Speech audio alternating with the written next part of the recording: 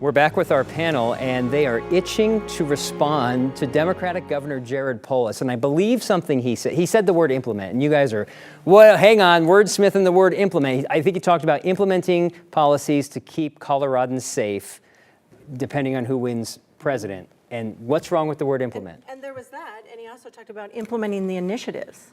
Okay, he's the executive branch. There are three branches. He's executive, then there's judicial, and then there's the legislative branch. We're the ones who pass bills and write policy. So he puts his name on it. You're shaking your... He gets last say. He's the one vote. You know, it takes 33, 18, and 1 to pass a bill. He's one. So he gets his final say, but that's it. State Senator Barb Kirkmeyer, social studies teacher, State Representative Jennifer Bacon, you have a D next to your name. Polis has a D next to your name, and you're giving me the head nod. We just want everyone to understand our relationship, right? And I do think a lot of us have had these conversations over the last couple of years.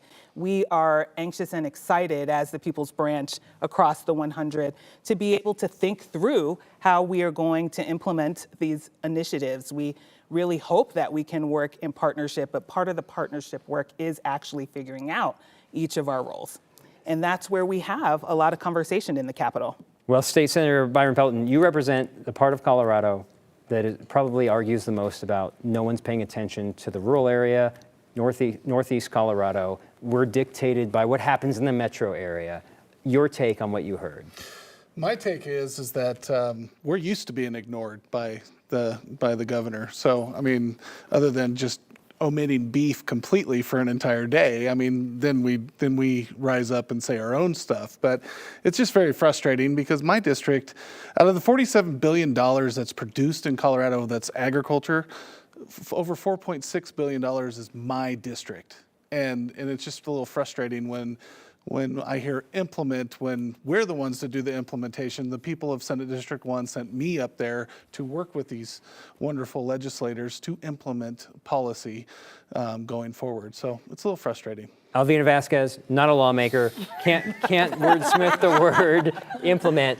But you heard Kyle talking to the governor about the idea of, like, if people were expecting this blue wave for Vice President Kamala Harris to become president.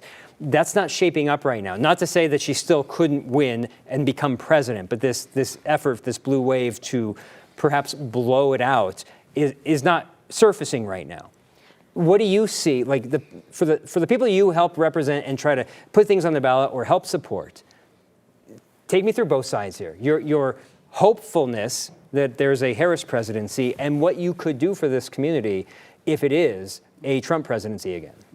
Yeah, I was just thinking about that. If there is a Trump presidency, I think we're going to have to go through a very organized grieving process. I think last time we were so taken aback that there was a lot of, it was very unsettling. What's more unsettling about a Trump presidency now is we have the Supreme Court that has ruled pretty much the president can do whatever he wants. And he has a vindictive list of folks that he's hoping to take out once he's a president. And I think those are really scary things that we have to really talk about as a country, if that's the country that we're going to be. That's really scary. Interesting to talk about it as a public, perhaps, grieving process for people on one side that don't want to see another Trump presidency, and then people, I'm sure, that are welcoming of a Trump presidency. And last question on that topic is, you hear about this from a grieving standpoint. Is there a celebration?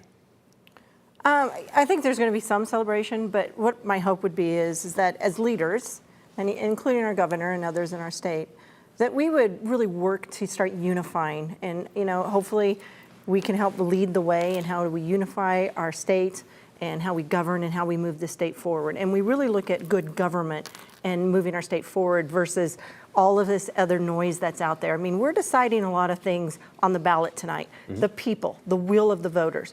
And it would be my hope that we follow the will of the voters and we recognize that it's there, and that as we're working through implementing things through statute and through law, that everybody has that kind of leadership attitude. Let's bring everybody together. Let's talk about how we can do things in a positive way.